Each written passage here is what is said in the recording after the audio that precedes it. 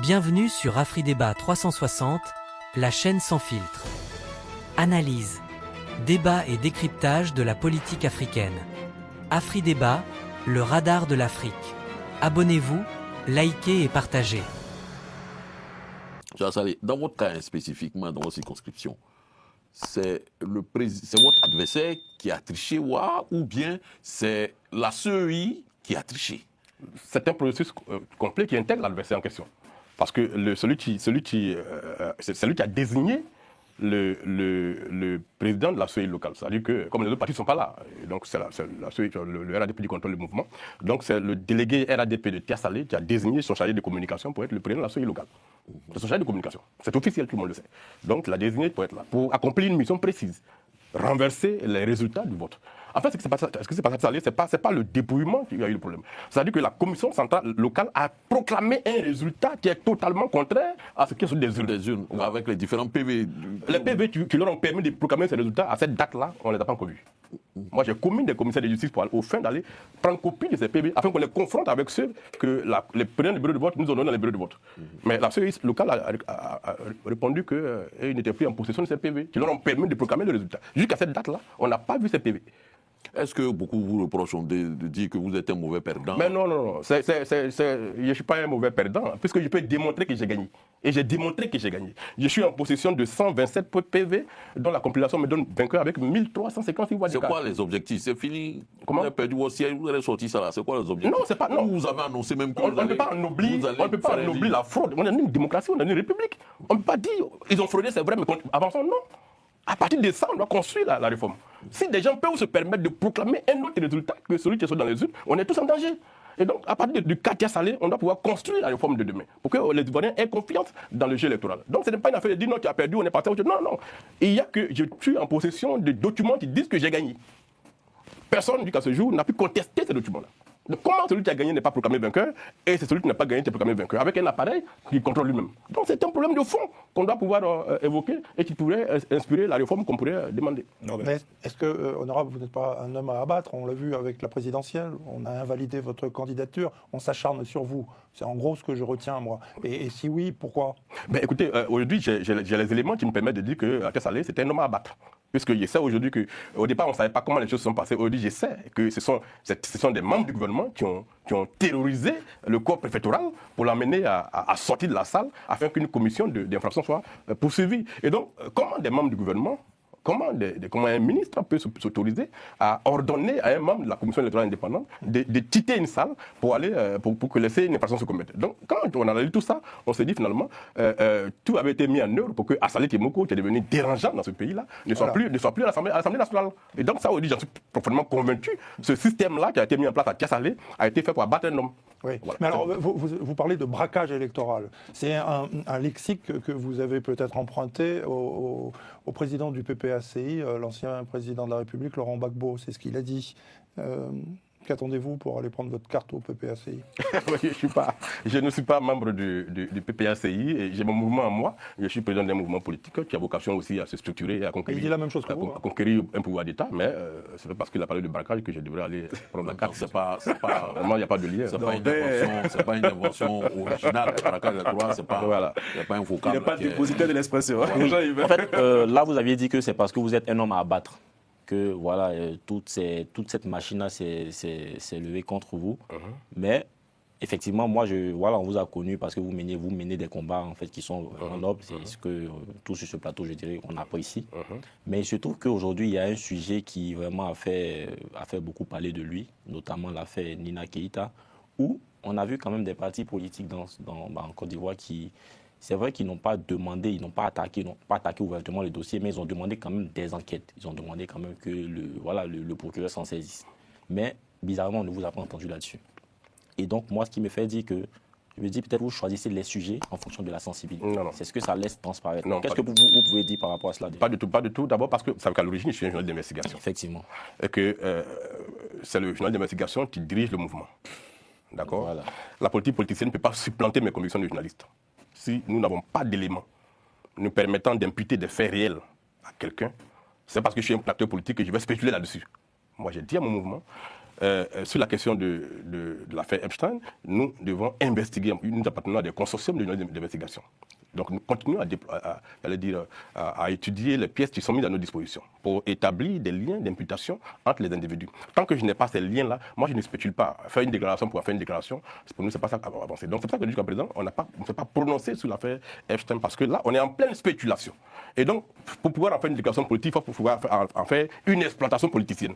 Et nous ne voulons pas tomber dans une exploitation politicienne d'un fait que nous ne pouvons pas imputer. Oui, mais déjà, déjà normalement, en fait, l'idée c'était de se prononcer, pas de se prononcer, mais effectivement de faire la déclaration qui va peut-être conduire le procureur à se saisir de cette affaire-là pour poursuivre les enquêtes.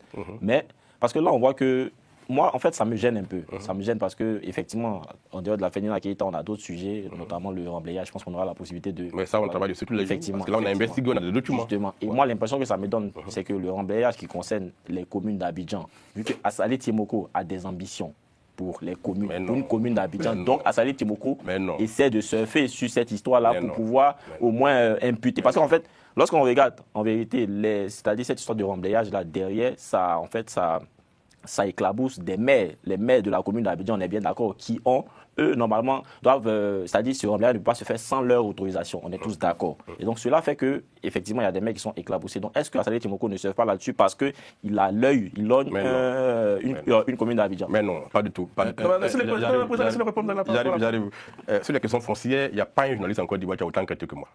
Depuis 2012, j'ai travaillé sur les questions foncières. Qu'elles soient à Abidjan, qu'elles soient à l'intérieur du pays, on a toujours été leader dans cette question-là en matière journalistique. Et donc l'affaire des remblayages, c'est depuis 2013 que l'éléphant de Chine travaille dessus.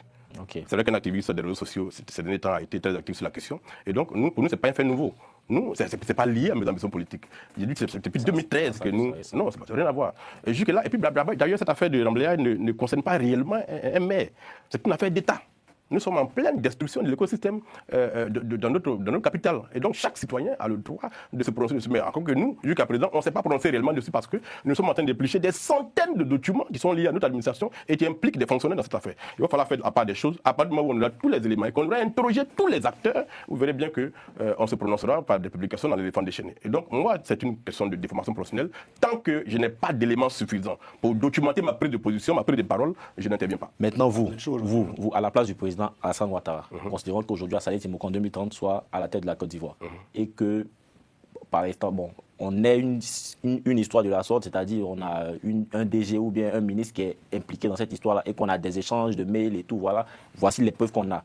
Est-ce que vous aujourd'hui, vous en 2030, est-ce que vous demandez à ce ministre-là de démissionner en attendant que cette histoire-là soit clarifiée ou bien vous faites la sourde oreille comme le président Alassane Ouattara? Vous revenez à l'affaire? Oui, à l'affaire. Oui, mais...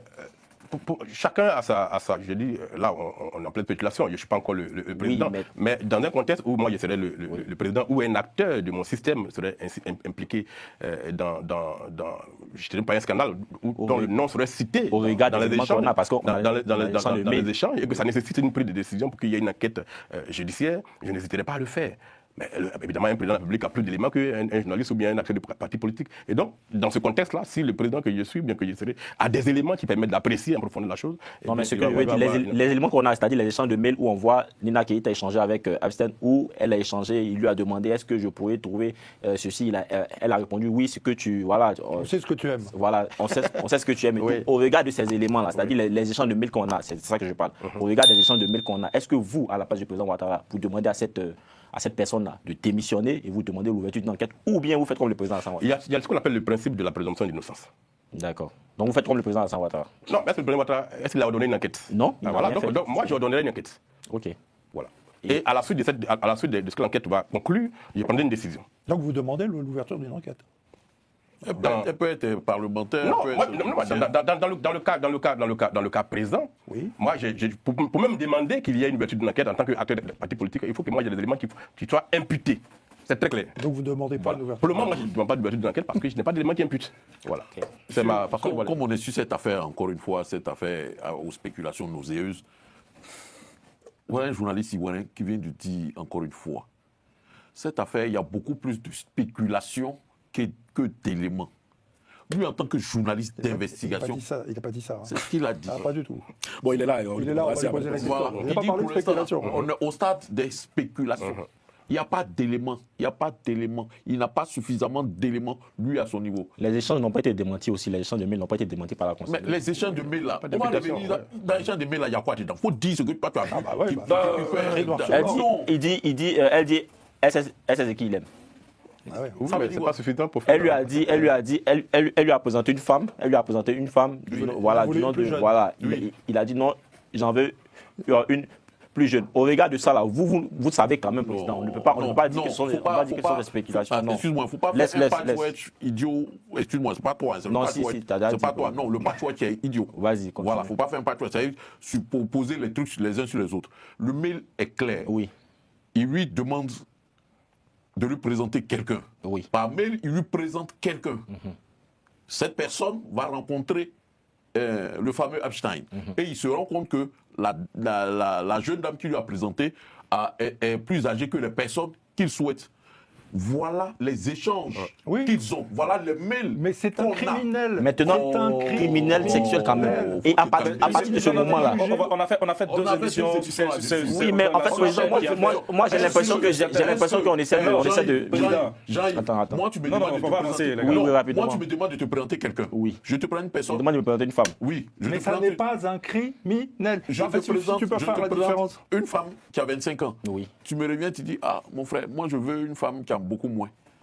Après ça, est-ce qu'il y a un mail qui dit que cette dame a présenté une dame qui a beaucoup moins de 25 ans? Non, il n'y en a pas. Mais une chose- On est beaucoup plus dans la spéculation. une chose est Et certaine, un journaliste président. d'investigation reconnu en Côte d'Ivoire et partout dans le monde vient de nous expliquer que cette affaire-là, lui, il n'a pas plus de faits, plus d'éléments que les spéculations dont se sont faits les champions, les confrères de Le Monde de Norbert, les confrères je ne sais pas, Times, qui se sont Daily Mail. versés dans la spéculation. Mais comme c'est des médias impérialistes américains, impérialistes africains, Il a commencé ses envoyés. impérialistes Non, français, ok. impérialistes J'invite les anglais. téléspectateurs à suivre deux émissions. On a eu le mérite d'en parler en long et en large ici. Voilà. En tout cas, M. Tchimou Assalé nous a expliqué pourquoi son parti ne s'est pas positionné sur ce sujet. Et bon, c'est bon pour le débat démocratique. Revenons sur la présidentielle. Vous avez évoqué le cas de Laurent Gbagbo. Vous l'avez rencontré effectivement à la suite de votre exclusion électorale.